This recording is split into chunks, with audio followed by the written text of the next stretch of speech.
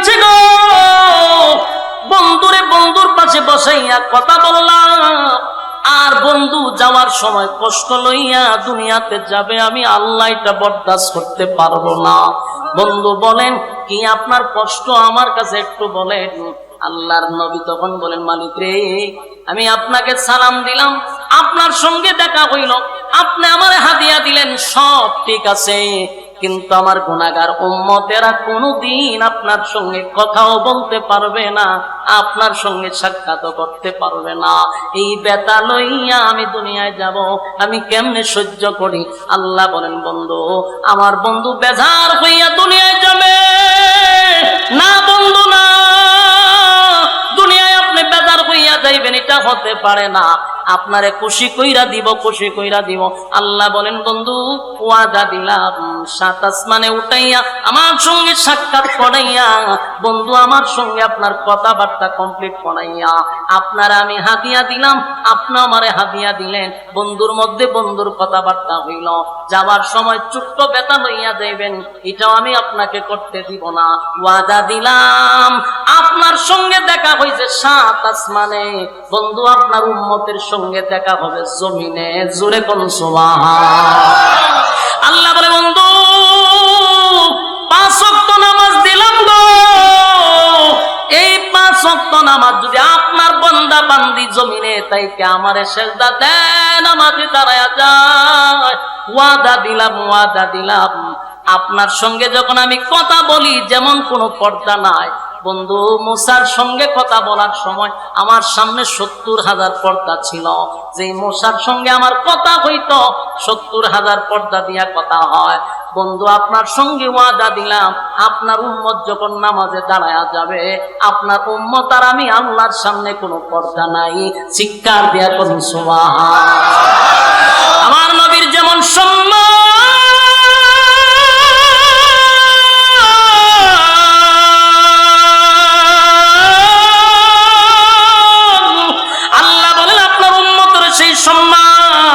সমস্ত নবী কুলের সম্রাট হলেন নবী মুহাম্মদুর রাসূলুল্লাহ সাল্লাল্লাহু আলাইহি ওয়াসাল্লাম। আদম নবী থেকে নিয়া ঈসা রূহুল্লাহ পর্যন্ত সব নবীর মাথার তাজ হলেন আমার নবী। আমার নবীর যেমন সম্মান সমস্ত নবীদের উম্মতের চেয়ে আপনি আমার নবীর উম্মতেরও সম্মান আছে না? না। আমার রাসূলকে জন্মের পরে আসমান জমিন সূর্য চন্দ্র গ্রহ নক্ষত্র পাহাড় পর্বত সাগর নদী নালা খাল বিল কীট পতঙ্গ সমস্ত সৃষ্টি জগতের সাথে আমার নবীর আল্লাহ পরিচয় করাইছে। বাচ্চা নিয়ে গেছে জিবরাইল, নিয়ে আসমানের সাথে পরিচয় করাইছে, চন্দ্রের সাথে পরিচয় করাইছে, যাতে তারা না বলতে পারে যে আমরা চিনি নাই, কথা বলার সুযোগ নাই। আগে আল্লাহ পরিচয় করাইছে। 40 বছর যখন হয়ে গেল, উনি একা একা থাকেন, বেশিরভাগ সময় উনি একা চলেন। ওই হেরা পর্বতে উনি ধ্যানমগ্ন অবস্থায় বসে থাকতেন, মানে একা থাকতে উনি ভালোবাসেন।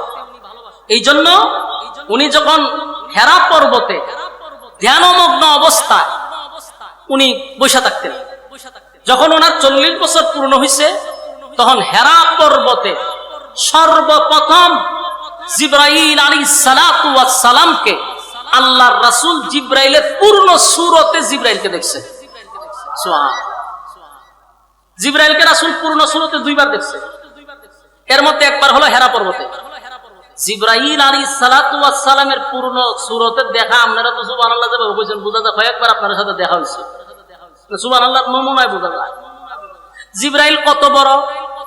জিবরাইলের পা 2টা 7 তবক জমিনের নিচে, আর মাথাটা হলো 7 আসমানের উপরে।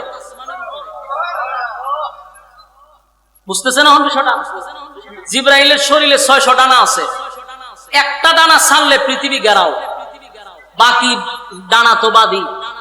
এত বড় জিবরাইল। পৃথিবীর সমস্ত পানি যদি সাগরের, আটলান্টিক সাগরের, ভারত সাগরের, মহাসাগর, প্রশান্ত সাগর, যত সাগর খাল বিলের পানি আছে সব যদি জিবরাইলের মাথায় আপনি ছেড়ে দেন, জিবরাইলের মাথার চুল সব ভিজবে না, এবং এই পানি গড়াইয়া কপাল পর্যন্ত আসার আগে শুকায় যাবে।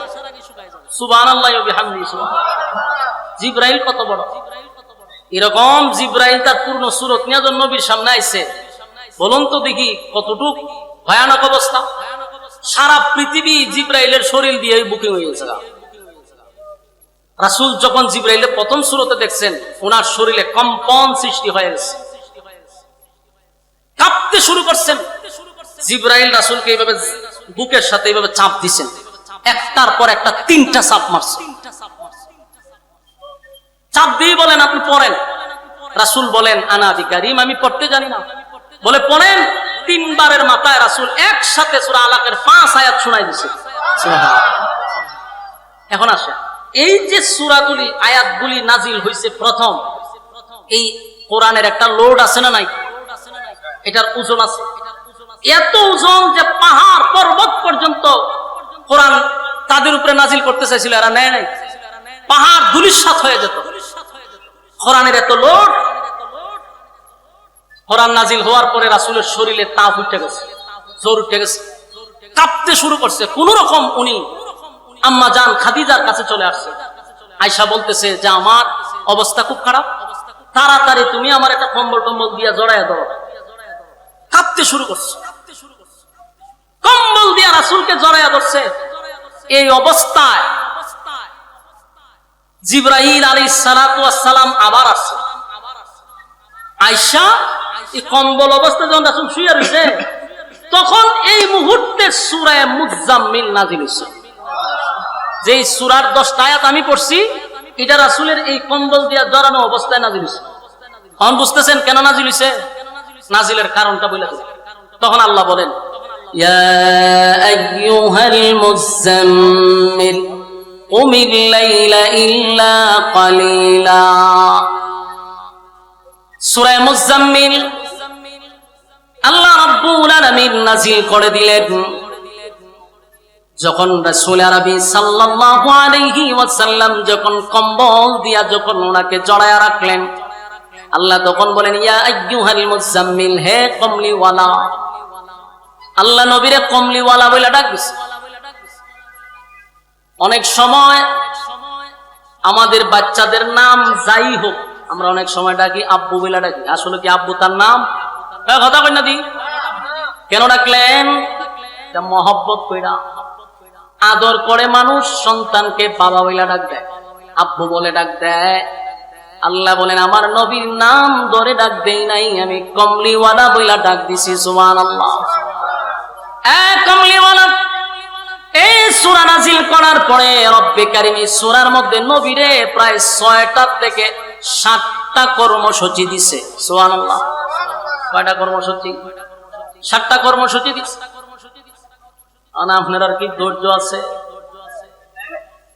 আপনারা আর এই লড়াছড়ায় আমার কথা বলার আগ্রহ আস্তে আস্তে কমতেছে। লড়াছড়া করিন না, কথাগুলো একটু মনোযোগ দিয়ে শুনেন। আপনারা যত অমনোযোগী হইবেন আমি তাড়াতাড়ি ছেড়ে দেবো, আমার অসুবিধা। তাড়াতাড়ি ছেড়ে দিলে আপনারা চেয়ে আমার লাভ বেশি, অসুবিধা কি? মনোযোগ দিয়ে শুনেন। বলুন, সূরা মুজাম্মিল কেন নাজিল হইল? আল্লাহ রাব্বুল আলামিন বলেন, কমলিওয়ালা, কমলিওয়ালা বইলা ডাক দিছে। আমার নবীর অনেক নাম আছে। আল্লাহ কোন সময় মুদ্দাসসির বইলা ডাক দিছে, কোন সময় আমার নবীরে তাহা বলে ডাক দিছে, কোন সময় আমার নবীরে ইয়াসিন বলে ডাক দিছে। উপাধি দিয়া, উপাধি বইলা ডাক দিছে। আল্লাহ নবীকে আয়াত নাজিল করে নবীকে জানায়া দিলেন, পয়গম্বর প্রস্তুতি নিতে হবে, প্রস্তুতি নিতে হবে। বিশাল এক দায়িত্ব আপনার উপরে। এইভাবে কম্বল দিয়া জড়ায়া থাকলে চলবে না, আপনার অনেক কাজ আছে। নবী এখনই প্রস্তুতি নেন। একে একে আমার নবীরে প্রস্তুতি নেওয়ার জন্য আল্লাহ বলতে শুরু করলেন। আল্লাহ বলেন, ইয়া আইয়ুহাল মুজাম্মিল, ও কমলিওয়ালা, ইয়া আইয়ুহাল মুজাম্মিল কুমিল লাইলা ইল্লা কালিলা। আপনি দাঁড়ায়া যান রাতের একটা অংশে, রাতের একটা অংশে আপনি দাঁড়িয়ে আমি আল্লাহর সামনে দাঁড়িয়ে আপনি নামাজ শুরু করে দেন। কিয়ামুল লাইল, তাহাজ্জুদ নামাজের কথা বলছে। এখানে অনেকগুলা কর্মসূচি দিচ্ছে, মনোযোগ দিয়ে যদি শুনেন তাহলে একটা একটা কোন যাবে। 1 নাম্বার হলো আপনি প্রস্তুতি নেন। যে কোনো কাজ করতে গেলে এটার একটা প্রিপারেশন আছে না নাই? আপনারা ওয়াজ মাহফিল আইছো, একটা প্রিপারেশন আছে না? কেউ খাইয়া টুইয়া বাড়িছে, কেউ না খাইয়া বাড়িছে, কাপড় চোপড় বনছে, পড়ার পরে সিদ্ধান্ত নিয়েছে মাহফিলে যাব, বিভিন্ন প্রিপারেশন আছে। আগে আগে বাজার ফিরে লাইছেন, আগে আগে চলে আসছেন, এটা একটা প্রিপারেশন। 23 বছর নবী দাওয়াত দিবে, দিনের খেদমত করবে, নবী কেউ আল্লাহ বলতেছে, একটা প্রিপারেশন নেই। আর আপনার যে কাজগুলো করতে হবে, প্রথম কথাই হলো আপনি দাঁড়িয়ে যান কিয়ামুল লাইল, রাত্রের নামাজে দাঁড়িয়ে যান। তখন শুধু এই তাহাজ্জুদের নামাজের কথা বলছে, তখন 5 ওয়াক্ত নামাজ ছিল না। তাহাজ্জুদের নামাজ তখন ফরজ ছিল, সাহাবায়ে কেরামও পড়ছে। রাসূলকে বলছে আপনি নামাজে দাঁড়িয়ে আছেন। রাত্রের নামাজ, এই নামাজটা অত্যন্ত গুরুত্বপূর্ণ। যেন আল্লাহ বলেন, ইয়া আইয়ুহাল মুযাম্মিল, এ কামলিওয়ালা, কুমিল লাইলা ইল্লা কালিলা, আপনি রাতে জাগ্রত থাকেন, আপনি রাতের একটা অংশ আমি আল্লাহর কাছে ব্যয় করেন। নিসবাহু আও ইনকুসহু মিনহু কালিলা, অথবা রাতের একটা অংশ হইলে চলবে, প্রথম দিক দিয়ে নয়, শেষের এক অংশ, 3 অংশের যে কোনো এক অংশ আপনি নামাজে দাঁড়িয়ে যান। আও জিদ আলাইহি ওয়া রাত্তিলিল কুরআন তারতিলা। এরপর আল্লাহ বলেন, নামাজ তো পড়বেন, গভীর রজনীতে যখন নামাজে দাঁড়িয়ে যাবে, আমি আল্লাহর সঙ্গে আপনার কথা হবে। আর ইজ্জত আর সম্মান শুধু বাড়ে রাত্রের নামাজে। আমার কথা কি বুঝতেছে? কেউ যদি সম্মানী হতে চায়, কেউ যদি ইজ্জত পাইতে চায়, তাহলে সে যেন রাত্রের নামাজ পড়ে। রাত্রের নামাজ বলতে কোনটা? তাহাজ্জুদের নামাজ। পৃথিবীতে যারা সম্মানী হয়েছে গো, প্রত্যেকটা মানুষ রাতের নামাজ পড়ে পড়ে সম্মানী হয়েছে। তাহাজ্জুদের নামাজে দাঁড়াইয়া যারা আল্লাহর কুদরতি পায়ে সিজদা দেয়, আল্লাহর সামনে দাঁড়ায়া কোরআন তেলাওয়াত করে, এদের সম্মান আর মর্যাদা সমাজের মধ্যে বেড়ে যায়। আল্লাহ দুনিয়াতেও ইজ্জত দেয়, পরকালেও ইজ্জত দেয়। এই জন্য সমস্ত নবী রাসূলগণ রাতের নামাজ পড়ছে, সাহাবায়ে কেরাম পড়ছে। যত পীর আছে, বড় বড় বুজুর্গানে দিন, তারা রাতের নামাজ ছাড়া কেউ আল্লাহর ওলি হতে পারে নাই। আমার কথা কি বুঝতেছে? তাহাজ্জুদের নামাজ না পড়লে আপনি জাহান্নামে যাবেন না, কিন্তু তাহাজ্জুদের নামাজ পড়লে আল্লাহর সঙ্গে আপনার একটা বন্ধুত্ব তৈরি হবে। 5 ওয়াক্ত নামাজ দিয়া জাহান্নাম থেকে বাঁচা যাবে রে, কিন্তু আল্লাহর সঙ্গে বন্ধুত্ব হয় না। আল্লাহর সঙ্গে বন্ধুত্ব করতে হলে তাহাজ্জুদের নামাজে দাঁড়াইতে হবে। তাই আল্লাহর হাবিবকে আল্লাহ বলেন, ইয়া আইয়ুহাল মুযাম্মিল কুমিল লাইলা ইল্লা কালিলা, বন্ধু আপনি রাতের নামাজে দাঁড়িয়ে যান। আমার নবী তাহাজ্জুদের নামাজ পড়ছে, শুধু তাই নয়, সাহাবায়ে কেরামরা তাহাজ্জুদের নামাজ পড়ছে। এই সাহাবায়ে কেরামদের মধ্যে প্রতিযোগিতা, নামাজ নিয়ে প্রতিযোগিতা হইতো গো, নামাজ নিয়ে প্রতিযোগিতা হইতো, কে কার আগে তাহাজ্জুদে দাঁড়াইতে পারবে। খলিফাতুল মুসলিমিন হযরত ওমর রাতের বেলা সিদ্ধান্ত নিল, আজকে সবার আগে আমি তাহাজ্জুদে দাঁড়াবো। মসজিদে নববীর ভিতরে সবার আগে গিয়ে আজকে আমি দাঁড়ায়া যাব। হযরত ওমর রাতের বেলা কাপড় পরিধান করে, খুশবু মেখে মসজিদে নববীর দিকে রওনা দিয়া দিছে। মসজিদে নববীর দিকে রওনা দিয়া দিল। যে মাত্র মসজিদে নববীর মধ্যে গেল, গিয়া দেখে ওনার আগে হযরত আবু বকর সেখানে উপস্থিত। সুবহানাল্লাহ। ওমর আফসোস করে বলে, হায় আফসোস, আমি আবু বকরের সঙ্গে পারলাম না। তারা ইবাদত নিয়ে প্রতিযোগিতা করত, আর আমরা এখন গুনাহ নিয়ে প্রতিযোগিতা করি। কার থেকে কে বেশি গুনাহ করতে পারে? গুনাহের প্রতিযোগিতা বেশি রে, নেকির প্রতিযোগিতা কম। এক্সাম্পল দিলেই বুঝতে পারবেন, এই যে প্যান্ডেলের ভিতরে অনেক মানুষ বসা, এর থেকে বেশি গিয়া দেখেন দোকানপাটে আছে, কথা হয় না? রাস্তাঘাটে এর থেকে বেশি মানুষ ঘুরাইতেছে। আর কিছু সংখ্যক মানুষ আপনারা এখানে বসে আছেন, তার মানে আপনারা নেকির প্রতিযোগিতায় আছেন। আলহামদুলিল্লাহ বলেন। আল্লাহ এদের থেকে আপনাকে কত মহব্বত আর কত ভালোবেসে এখানে প্রচন্ড গরমের মধ্যে আপনি আমারে বসায় রাখছে, আবার আপনার সাথে লোকটারে রাস্তাঘাটে ঘুরাইতেছে, কাউরে দোকানে পাঠাইয়া ঘুরাইতেছে, কেউ রাস্তাঘাটে গল্প করতেছে। বুঝতে হবে তাদের থেকে আপনাকে আল্লাহ বেশি ভালোবাসে। কোন মানুষকে যদি মালিক পছন্দ করে গো, ওই মানুষটাকে আল্লাহ বেশিরভাগ দিনের কাজ করার সুযোগ করে দেয়। ওই মানুষটাকে আল্লাহ তাহাজ্জুদে দাঁড় করায়া দেয়, 5 ওয়াক্ত মসজিদে যাওয়ার সুযোগ করে দেয়, নেকির কাজে জড়িত রাখে। বুঝতে হবে আপনার মালিক আপনারে ভালোবাসে। এই সময় শুকরিয়া আদায় করবেন। মসজিদে যদি 5 ওয়াক্ত নামাজ পড়তে পারেন, নিজে নিজে শুকরিয়া আদায় করবেন যে আমার মালিক আমারে কত ভালোবাসে, এই জন্যই তো আমারে মসজিদে আনছে, আমার সাথে লোকটারে দোকানপাটে বাজারে বসায় রাখছে, আর আমারে মসজিদে রাখছে। বুঝি না বেজা? আমার যুবক ভাইরা, সাহাবায়ে কেরামরা নেকির প্রতিযোগিতা করত, নেকির প্রতিযোগিতা করত। হযরত ওমর প্রতিযোগিতা করত আবু বকরের সঙ্গে, আবু বকরের সঙ্গে নেকির প্রতিযোগিতা করত, কিন্তু যত চেষ্টাই করত কিন্তু আবু বকরের সাথে উনি পারতেন না, আগে গিয়ে দেখুন অবস্থা। আমার যুবক ভাইরা, আমাদের উচিত নেকির প্রতিযোগিতা করা। কথা বল না দি, আগে আগে মসজিদে যাওয়া। যে কোনো কাজ আমার নিয়ত থাকতে হবে, এর আগে আমার এই কাজটা করতে হবে, এটা হলো নেকির প্রতিযোগিতা, এটা আল্লাহ পছন্দ করে। আমার যুবক ভাইরা, এই সূরা মুজাম্মিল নাজিল হওয়ার কারণ ছিল, প্রথম দিক দিয়ে যখন কোরআন নাজিল হয়েছে, আমার নবীটা লোড সহ্য করতে পারে নাই।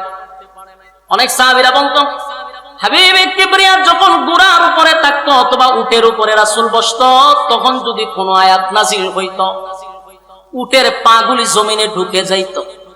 সুবহানাল্লাহ আছে? তাহলে কোরআনের আয়াতের লোড আছে না নাই? আম্মা জান আয়েশা বলেন, প্রচন্ড ঠান্ডার মধ্যে কম্বলের নিচে আমরা শুয়ে আছি, এত ঠান্ডার মধ্যে যখন নবীর উপরে কোরআনের আয়াত নাজিল হইতো, আল্লাহর নবী ঘেমে যাইতেন, পেরেশান হয়ে যাইতেন, ওনার শরীর দিয়া গাম মোবারক বাহির হইতো। এই আয়াতের এত লোড, এত ক্ষমতা, এই কোরআন নবীর উপরে নাজিল। হেরা পর্বতে সর্বপ্রথম যখন নাজিল হয়, জিবরাইল আলাইহিস সালাতু ওয়াস সালাম পূর্ণ সূরত নিয়ে নবীর সামনে হাজির হয়। বারবার নবীরে বারবার বলতে লাগলো, পড়েন আপনি কোরআন পড়েন। নবী 5টা আয়াত শোনায়া দেওয়ার পরে যে নবীর শরীরে কম্পন সৃষ্টি হইল। নবী বারবার আম্মা জান খাদিজার কাছে কয়, খাদিজা গো, আমি মনে হয় বেশি দিন বাঁচব না, আমার লক্ষণ ভালো না। কিন্তু আম্মা জান খাদিজা ছিল অত্যন্ত বুদ্ধিমতী একজন মহিলা। এই জন্য বিবি যদি বুদ্ধিমান হয়, বিবি যদি বুদ্ধিমান হয়, নেককার হয়, তাহলে স্বামী বেচারার জন্য অনেক ভালো, ফ্যামিলি ভালো চলে যদি বউ নেককার হয়। আর যদি বউ নেককার না হয়, তাহলে দুনিয়াটা একটা জাহান্নাম। বাস্তব না বাস্তব? আম্মা জান খাদিজা বলে, হাবিব চিন্তার কোনো কারণ নাই গো, আপনি ঘাবড়াইবেন না, কারণ জিন্দেগিতে আমি আপনাকে কোনোদিন আমানতের খেয়ানত করতে দেখি নাই।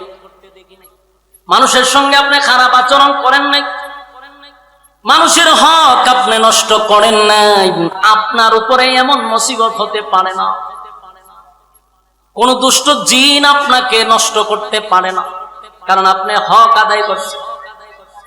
তাই বিবি নিজের স্বামীকে সান্ত্বনা দেয় আর বলতেছে, নিশ্চয়ই আপনার সঙ্গে যার দেখা হয়েছে দুনিয়ার কোনো মানুষ নয়, এটা আল্লাহর কোন ফেরেশতা। সুবহানাল্লাহ। সান্ত্বনা দিতেছে। আর আমরা যদি বউ হইতো, যদি হইতাম বলে একটা কুস্তা দিয়ে খেলেছি, বললো মুরগি একটা সৎকা দিয়ে দাও, আনলে অমুক মাজার একটা গরু লিয়ে যাও, ছাগল একটা লইয়া দাও, নিয়ে বাবার মান্নত করো, ভালো যাবে। বুদ্ধি পরামর্শ তো বড় অভাব নাই, বড় একটা গুরু ভাল দুটো নেতা লাগছে।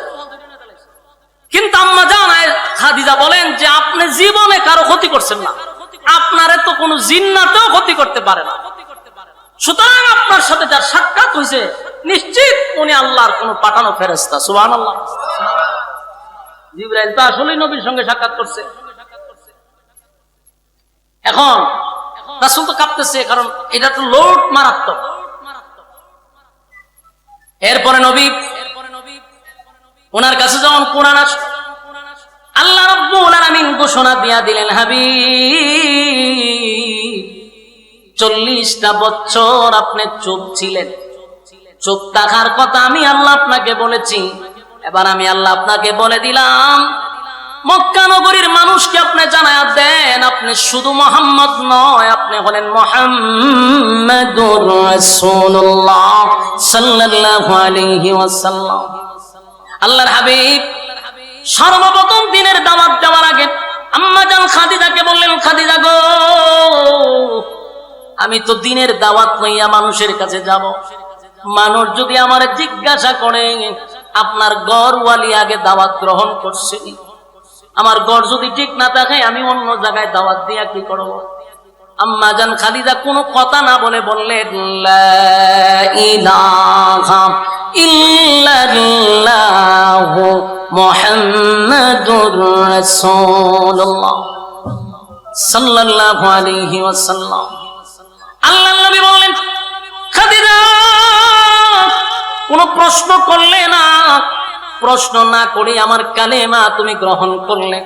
আম্মা জান খাদিজা বলেন, আমি তো অপেক্ষায় ছিলাম কবে আপনি বলবেন যে আমি আল্লাহর রাসূল, আর আমি এটার জন্য অপেক্ষায় ছিলাম। সুবহানাল্লাহ। আল্লাহর নবী নিজের ঘরের মধ্যে কালেমার দাওয়াত গ্রহণ করাইতে পারলেন, সাথে সাথে উনি মক্কা নগরীতে চলে গেলেন। গিয়া এক জায়গায় দাঁড়াইয়া সবাইকে একত্রিত করে বললেন, এই মক্কার মানুষেরা শোনো, আজকের পর থেকে শুধু আমি মুহাম্মদ নয়, আমি হলাম মুহাম্মাদুর রাসূলুল্লাহ সাল্লাল্লাহু আলাইহি ওয়াসাল্লাম। আর আমার সঙ্গে তোমরা পড়ে নাও, লা ইলাহা ইল্লাল্লাহু মুহাম্মাদুর রাসূলুল্লাহ সাল্লাল্লাহু আলাইহি ওয়াসাল্লাম। আমার যুবক ভাইয়েরা, মুরব্বী বাবারা, দিনের কান লাগায়া কথাগুলি শুনেন। প্রতি রাত আপনারা ঘুমান, প্রতি রাত আড্ডা মারেন, একটা রাত্রি না হয় একটু কষ্ট করলে অসুবিধা হইব। এক হাবিবি কিবরিয়া 40 বছর পর্যন্ত কাউকে আদেশ করে নাই, কাউকে নিষেধ করে নাই। 40 বছর পরে যখন বললেন লা ইলাহা ইল্লাল্লাহ, নেই কোন মাবুদ আল্লাহ ছাড়া, মুহাম্মাদুর রাসূলুল্লাহ সাল্লাল্লাহু আলাইহি ওয়াসাল্লাম আমি আল্লাহর বান্দা এবং রাসূল, আমার পরে আর কোন নবী পৃথিবীতে আসবে না, কোন রাসূল পৃথিবীতে আসবে না। আল্লাহ আমারে আখিরি জামানার পয়গম্বর হিসেবে প্রেরণ করেছেন। তোমরা আমার সঙ্গে পড়ে নাও লা ইলাহা ইল্লাল্লাহ, এই কালেমা পড়ে নিলে দুনিয়া এবং পরকালে শান্তি পাইবা। এই যুবক ভাই, যে মক্কার মানুষ আমার নবীকে আল আমিন বলে উপাধি দিল গো, আবু জাহেলের মতো ব্যক্তি আমার নবীর আল আমিন বলে ডাকছে। মক্কার মধ্যে আমার নবীর কোনো দুশমন ছিল না, মক্কার ভিতরে আমার নবীর দুশমনি কেউ করত না, কেউ নবীর বিরোধিতা কোনোদিন করল না। যেই মাত্র বললেন লা ইলাহা ইল্লাল্লাহ, আল্লাহ ছাড়া কোনো মাবুদ নাই, আর আমি মুহাম্মাদুর রাসূলুল্লাহ, এই স্লোগান দেওয়ার সাথে সাথে মক্কার মানুষ আমার নবীরে মারার জন্য পাথর নিয়ে দাঁড়াইছে। আমার কথা কি বুঝতেছেন? তার কারণ হলো, এতদিন নবী আদেশ করে নাই, নিষেধও করে নাই, নবীর কোনো শত্রু ছিল না।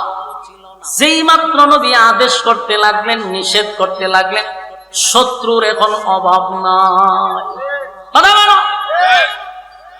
সমাজের মধ্যে যদি আমি আপনি আদেশ করি, নিষেধ করি, আপনি আমার শত্রু আছে। আর আপনি আমি যদি আদেশও নাই, নিষেধও নাই, একজনে হারিয়ে নাচতেছে, আপনি যখন আস্তাগফিরুল্লাহ এটা করেন ঠিক না, ওই আপনি তসবিলিয়া মসজিদে গেছেন না, তাহলে আপনার কোনো শত্রু নাই। কিন্তু সমাজের মধ্যে শিরিক হচ্ছে, বেদাত হচ্ছে। আপনি চোখে দেখার পরেও যদি কথা না বলেন, যদি আপনার শত্রু নাই, কিন্তু আল্লাহর কাঠ ধরায় আপনাকে জবাব দিতে হবে। কথা কই না দি? এই জন্য রাসূল যতদিন আদেশ নিষেধ দেয় নাই, ততদিন শত্রু নাই।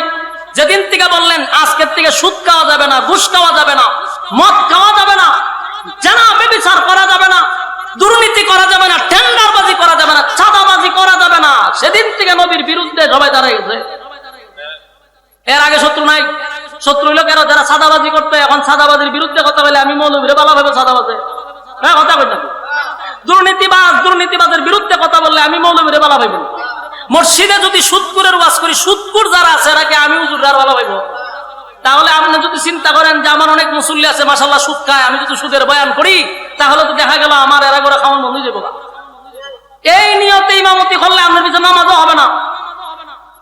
আর শত্রু না থাকতে পারে, কিন্তু আল্লাহর কাঠ ধরে আপনাকে জবাব দিতে হবে। সাদারে সাদা হইতেইব, কালারে কালা হইতেইব। আমার কথায় মনে আপনার একমত না? আওয়াজে বোঝা যায় লক্ষণ খুব খারাপ। আল্লাহ রাসূল 40 বছর চললেন, সবাই কইছে মক্কা নগরী কেন, গোটা পৃথিবীতে এমন সন্তান আর নাই, এমন ভালো মানুষ কেউ নাই। কিন্তু কালেমার দাওয়াত দেওয়ার পরই কয় মুহাম্মদকে মারার জন্য ভাতুল্লে দাঁড়িয়ে গেছে। আহন চাচা ভাতুল্লে দাঁড়াইছে কেন? ওই যে নিষেধ দিছে। আবু জাহেল আলামিন বলে শিক্ষার দিতে না, আবু জাহেল কয় যে মুহাম্মদকে দুনিয়ার থেকে সরাইতে হবে না। কিন্তু সবাই জানতো উনি সত্য নবী। ওই যে রাসূল দাবি করার পরে এরা যখন জিজ্ঞাসা করছে কেমনে নবী হইছে, রাসূল কয় আমার 40 বছর অ্যানালাইজ করো। অ্যানালাইজ করে দেখে যে উনি নবী হওয়ার যোগ্য। সুবহানাল্লাহ। কারণ আল্লাহর হাবিবের জন্মটা তো এদের মধ্যেই হইছে, কথা কয় না? আবু জাহেল জানতো উনি সত্য নবী, আবু লাহাবও জানতো। যে আবু লাহাব পাথর লইয়া নবীরে দাঁড়াইছে সেও জানতো যে উনি সত্য নবী, কারণ জন্মটা এরা নিজের চোখে দেখছে। আবু লাহাব নিজের বান্দি আজাদ করেছে নবীর আগমনের খুশিতে। হে আবু লাহাব পাথর লইয়া খারাপ, কারণ হক কথা বলার কারণে। হক কথাটা কিন্তু তিতা, এটা কিন্তু মিষ্টি না, এটা অনেক তিতা। এটা ভালো লাগতেও পারে, নাও লাগতে পারে, কিন্তু আপনাকে হক কথা বলতেই হবে, এটা যত খারাপ লাগে। আমার যুবক ভাইরা, আল্লাহর হাবিব দুনিয়াতে আসার কারণে সবাই যখন খুশি ছিল, আবু লাহাবও খুশি ছিল, আবু জাহিলও খুশি ছিল। এখনো নবীর আগমনে সবাই খুশি হয়, কিন্তু নবীর সিরাত অনুযায়ী চলতে মানে না, চলতে পারে না। যদি হয় নামাজ পড়, রোজা রাখ, পর্দা কর, নিজের বউরে পর্দা রাখ, নিজের বাচ্চারে পর্দা রাখ, এটা সহ্য করতে পারে। কথা বুঝতেছে? কিন্তু নবীর জন্মের দিন মিছিলও করতে পারে, বিরানিও খাইতে পারে, কিন্তু নবীর হুকুম, নবীর তরিকা অনুযায়ী জীবন যাপন করতে তার ভালো লাগে না। আমি একটা বললাম তুই যে মিছিল দিতা যাস, তোর তুই মুখ দাঁড়িয়েও নাই, নমাজও নাই, তুই মুইতা হানি হলস না, না থাকলে দিছে নবীর প্রেম আছে। নবীর প্রেম দিয়ে কি জান্নাতে যেতে পারবেন? হ্যাঁ, কথা কই না? আবু তালেবের ভালোবাসা এক পাল্লা ভাই আপনি রাখেন, আর তাম পৃথিবীর সমস্ত মুমিনের ভালোবাসা এক পাল্লা ভাই রাখেন। শুধু ভালোবাসাটা মাপেন, খুদার কসম আবু তালেবের একদিনের ভালোবাসার সমান হবে না। বলুন সেই আবু তালেব জান্নাতি না জাহান্নামী? কেন? ভালোবাসার কোনো কমতি ছিল? কোনো কমতি ছিল না। কিন্তু এই ভালোবাসা লইয়া গেছে তো জাহান্নামে গেছে, যদিও জাহান্নামের শাস্তি অনেক কম। কেন কম? নবীর প্রতি ভালোবাসা ছিল, নবীর এমন কোন অংশ নাই আবু তালেবের শরীরে লাগে নাই, এই জন্য আল্লাহ শরীরের মধ্যে আগুন লাগাইছে না। কিন্তু যেই জায়গা আগুন লাগাইছে ভাবের তলা, ওই মাথার মগজ পর্যন্ত এইভাবে উতরাইতেছে। কিন্তু ভালোবাসা আবু তালেবের কোনো কমতি ছিল না। তাহলে এখান থেকে আমরা বুঝতে পারলাম শুধু ভালোবাসা দিয়ে জান্নাতে যাওয়া যায় না, ভালোবাসার সাথে নবীর আতাত লাগে, নবীর অনুসরণ, অনুকরণ, নবীর তরিকা অনুযায়ী জীবনযাপন করতে হয়। কথা বলেন না? বরং শুধু ভালোবাসা দিয়ে জান্নাতে যাওয়া সম্ভব না, ভালোবাসার সাথে নবীর তরিকা লাগে। আমি কথাটা বললে একটা এক্সাম্পল দেই। আমি এক্সাম্পলটা দিলে সাধারণ মানুষ বুঝতে সুবিধা। যেমন মনে করেন আমার মতো একটা ছোট্ট বক্তারও বক্তা আছে না নাই? আছে, সারা বাংলাদেশে আছে, ইউরোপ আমেরিকার থেকেও আমার বক্তব্য আছে, ফোন টুন দেয়। এই যে ভালোবাসা, অনেক মানুষ ফোন দিয়ে কান্নাকাটি করে, একদিন দেখা করো হুজুর আপনার ওয়াজ শুনি, বিভিন্ন আবেগ আছে, ভালোবাসা এদের কমতি নাই। কিন্তু অনেক বক্তরে দেখলাম যে মুখদারিও নাই, মুসও নাই, সুন্নতি কোনো লেবাসও নাই, নামাজও পড়ে না, কিন্তু আমার জীবনটা লাগে। বলুন তো দেখি আমার প্রতি তার ভালোবাসার কোনো কমতি আছে? কমতি নাই। কিন্তু কি নাই? আমার অনুসরণ, অনুকরণ নাই। কথা কয় না? আমার যে অনুসরণ, অনুকরণ তার মধ্যে থাকার কথা ছিল, এটা নাই, কিন্তু ভালোবাসা আছে। আল্লাহ নবীর প্রতি অনেক মানুষের ভালোবাসা আছে, যারা মিছিল করে এরা নবীর ভালোবাসা মিছিলও যায়, নবীর জন্য জীবন দিতে এরাও প্রস্তুত। এরা যে ভালোবাসা নাই কথা বলতে পারবে না, এরা নবীর লেগে জীবন দেলাইতে প্রস্তুত। কিন্তু সমস্যাটা হইলো এদের মধ্যে নবীর তরিকা নাই, নবীর অনুসরণ নাই, নবীর অনুকরণ নাই। শুধু ভালোবাসলেই হবে না, আপনি নবীর তরিকাটা খালি গ্রহণ করেন, সবচেয়ে বড় আশিক রাসূল আপনি হবেন। নবীর তরিকাটা মানেন। কারণ আমি নবীর তরিকা নাই ভালোবাসার স্লোগান দিতেছে, ফায়দা হইব নি? আবু তালেব নবীর ভালোবাসা, একবারে মৃত্যুর আগ পর্যন্ত নবী কান্নাকাটি করছে যে আপনি একবার শুধু কালেমাটা পড়েন। করছে? আবু তালেবের ভালোবাসা যদি এক পাল্লা বের, তাম পৃথিবীর সমস্ত আশিকে রাসূলের ভালোবাসার এক পাল্লা বাই রাখেন, খোদার কসম আবু তালেবের ভালোবাসার সমান হবে না।